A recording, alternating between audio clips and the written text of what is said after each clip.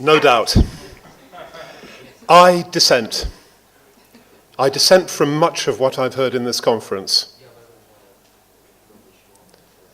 There's been too much of the neoliberal model for culture.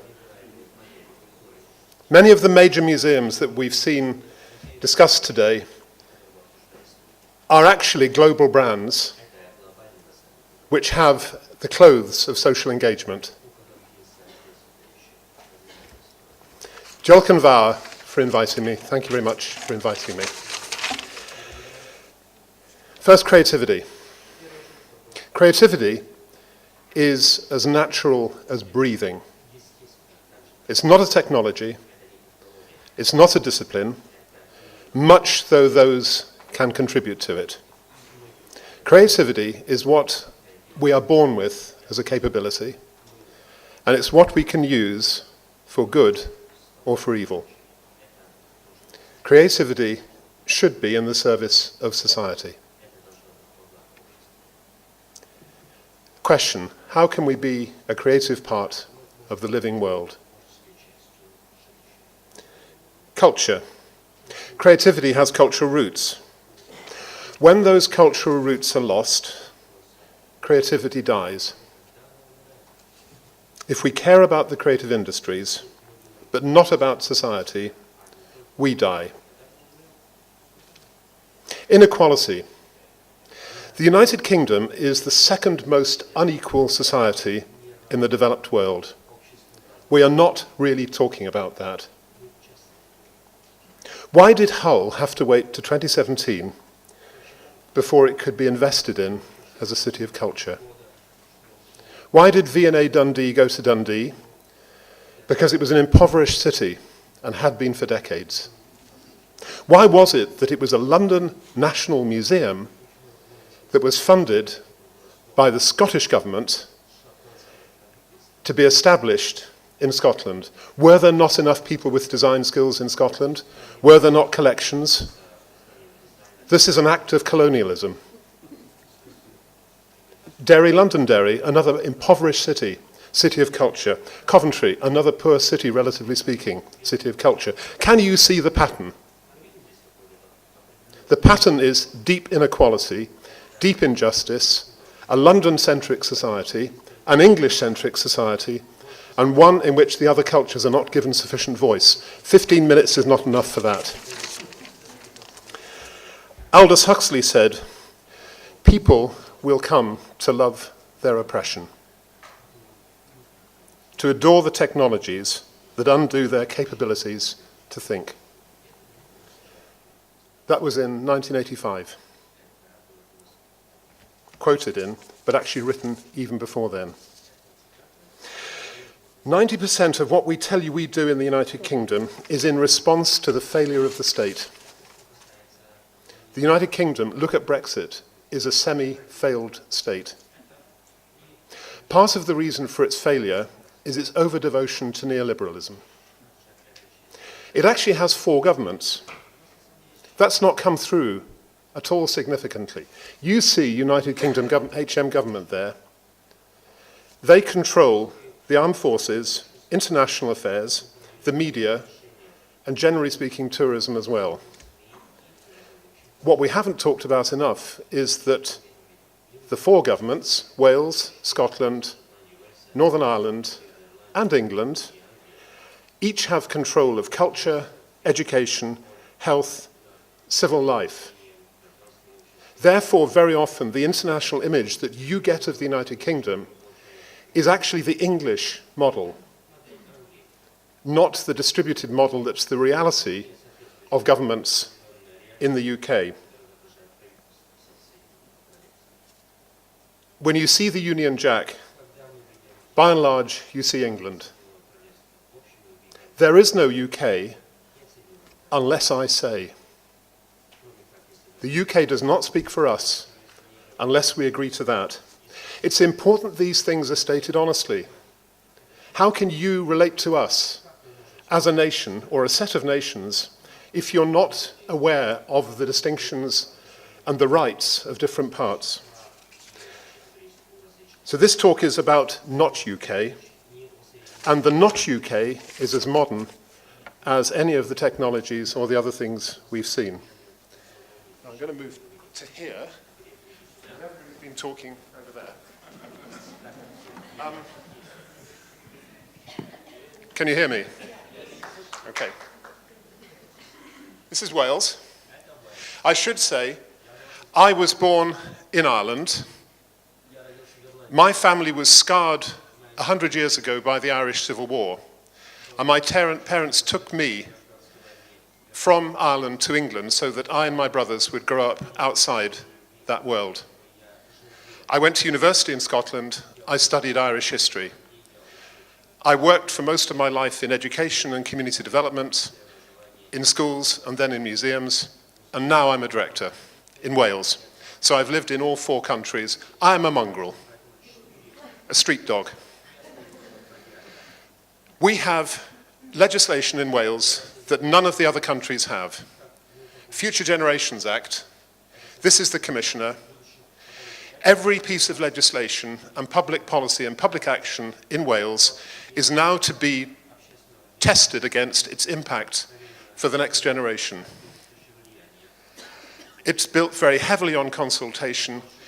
Communitarian, democratic debate is central to culture in Wales. These are the areas of action for the Future Generations Act, which is only 3 years old, and we're still developing it. And you can see the different elements there: global responsibility, environment, vibrant culture. Until only a few generations ago, the majority of people in Wales spoke Welsh, which I cannot do, not English. One of the colonial legacies is that Welsh is now a minority language, not a predominantly sort of indigenous one. You see there a more equal Wales, a healthier Wales, a more prosperous Wales, because Wales is the poorest country in the United Kingdom. Its economy was more or less destroyed 30 years ago with the end of the heavy industries. I also want to remind us of the UN Declaration of Human Rights.